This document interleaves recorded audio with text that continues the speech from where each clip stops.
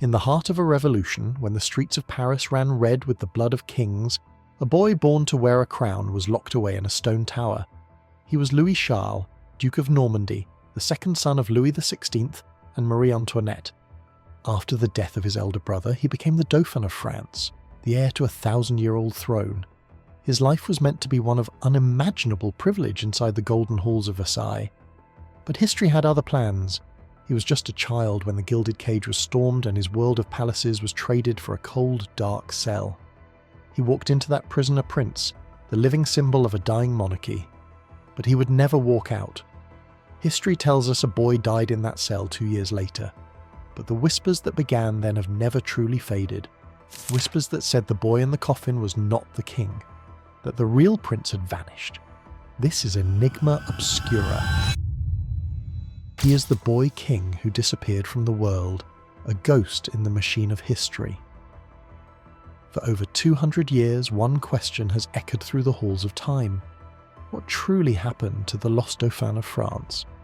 The story begins in 1789, as the fires of revolution consumed the old world. The royal family, once the most powerful in Europe, became its most famous prisoners. Their failed attempt to flee France ended in humiliation at Varennes, and they were escorted back to Paris, no longer monarchs, but captives of their own people.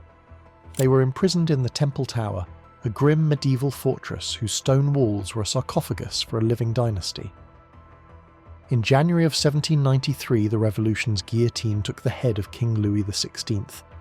In that moment, to the royalists of Europe and the scattered monarchists of France, his 8-year-old son, locked away in the tower, automatically became King Louis XVII, a king whose only throne was a prison cot and whose only subjects were his jailers. A few months later came the most cruel blow of all. Revolutionary guards entered the cell and tore the boy from the arms of his mother, Marie Antoinette. Historical accounts describe a heartbreaking scene that lasted for 2 hours, the Queen begging and pleading until she was threatened with her own life. It was the last time they would ever see each other. He was taken to a separate room, alone. His systematic destruction was about to begin. He was handed over to a revolutionary cobbler named Antoine Simon, a man chosen for his loyalty to the new republic and his coarse, unyielding nature. Simon's task was to erase the prince and forge a citizen. The boy's soft hair was crudely cut. His fine clothes were replaced with a common worker's uniform. He was taught to swear, to curse his own family, and was forced to sing revolutionary songs like La Marseillaise until his throat was raw. He was beaten, given alcohol to dull his senses, and psychologically tormented until he signed statements against his own mother. Horrific, fabricated accusations of abuse that would be used against her at a trial, helping to send her to the guillotine as well. Then, after his tormentors were done with him, he was simply abandoned. In the winter of 1794, Louis Charles was placed in solitary confinement in a sealed, dark room on the 3rd floor of the tower. He was left alone. For months he lived in complete darkness and silence, surrounded by his own filth. Vermin were his only companions. His food was passed through a small barred wicket in the door. No one spoke to him. No one comforted him. The once vibrant prince, known for his bright eyes and clever wit, withered away, plagued by malnutrition, disease, and a loneliness too profound to imagine. In June of 1795, the revolutionary government announced that the 10-year-old boy, Louis Capet, had died of what they called scrofula, a form of tuberculosis. A doctor performed a perfunctory autopsy, a death certificate was signed, and a small, unmarked coffin was buried in the common ditch of a Parisian cemetery. The case, it seemed, was closed. The inconvenient boy king was gone, but it had only just begun. The official story was too neat, too convenient, and almost immediately it started to unravel. Rumours ignited across France, fanned by royalist sympathisers. The boy who died was a substitute, they said, a deaf-mute child placed in the cell while the real prince was smuggled out in a laundry basket.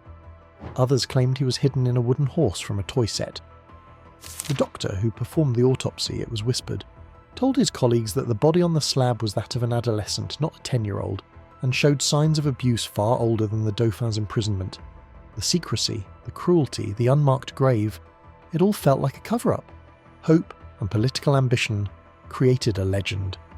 And soon, the legend took on human form. In the decades that followed, an extraordinary phenomenon began. Dozens of men, all across the world, began to appear, claiming to be the escaped king. They were the pretenders. The most famous was Karl Naundorff, a German clockmaker who arrived in Paris in the 1830s.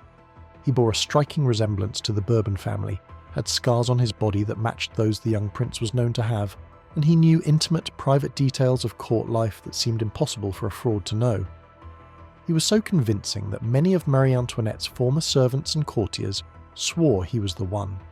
His descendants carry on his claim to this very day. And across the ocean, in America, there was Eliza Williams, a Protestant missionary living among the Native American tribes of Wisconsin. He claimed a head injury had given him amnesia, but that his royal memories were now returning. The idea that the lost King of France could be living in the American wilderness was a romantic tale that captivated many. Each pretender had followers, books written about them, and tantalizing pieces of proof. For a century, the world was obsessed. The Lost Dauphin was not just a missing person, he was a political symbol. If he lived, the revolution was illegitimate.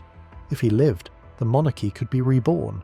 For 200 years, the mystery remained, a battle of historical records against desperate hope.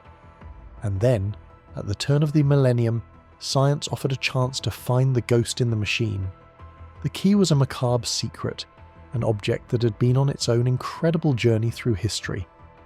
In 1795, the doctor who performed the autopsy, Philippe Jean Pelletan, had been deeply moved by the tragedy. In an act of secret defiance and historical preservation, he had carved out the dead boy's heart and smuggled it from the prison, hidden in his handkerchief. For 2 centuries, this small, withered heart was a silent witness. It was preserved in alcohol, stolen from the doctor's home, recovered, and passed down through generations of Bourbon loyalists in a crystal urn. It survived revolutions, wars, and the passage of time. In the year 2000, with the permission of the living descendants of the royal family, scientists were given access to this relic. The challenge was immense.